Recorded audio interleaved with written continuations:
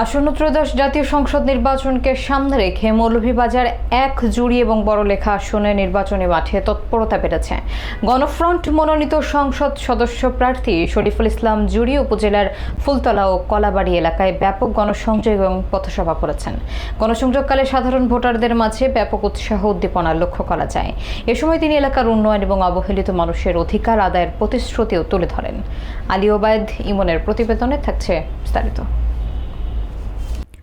মৌলভীবাজার ১ জুড়ি ও বড়লেখা আসনে ত্রয়োদশ জাতীয় সংসদ নির্বাচনকে কেন্দ্র করে নির্বাচনী উত্তাপ ক্রমেই বাড়ছে। এরই অংশ হিসেবে শনিবার দুপুরে গণফ্রন্ট মনোনীত সংসদ সদস্য প্রার্থী শরীফুল ইসলাম জুড়ি উপজেলার ফুলতলা এবং কলাবাড়ি এলাকায় গণসংযোগ ও পথসভা কর্মসূচি পালন করেন।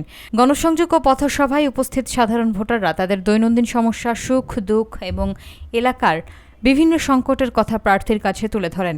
শরীফুল ইসলাম এসব বিষয় ধৈর্য সহকারে শোনেন এবং পর্যায়ক্রমে সমাধানের আশ্বাস দেন বলে জানান সংশ্লিষ্টরা।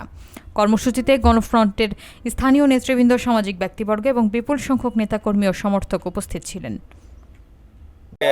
মাছ প্রতীক নিয়ে গণসংযোগ করেছি ফুলতলা বাজার এবং কলাবাড়ি। আপনাদের সবাইকে তৃতীয় শুভেচ্ছা জানাচ্ছি, আমার জন্য দোয়া করবেন। আর এই অঞ্চলের নেটওয়ার্ক সমস্যা সহ বিভিন্ন বিষয়ে কথা হয়েছে। ইনশাল্লাহ এই বিষয়গুলা যদি আমি নির্বাচিত হই, একটি কথা বলবো, কোনো ওয়াদা আমি দেব না। যদি নির্বাচিত হই আপনাদের কাজ করে দেখাবো ইনশাল্লাহ।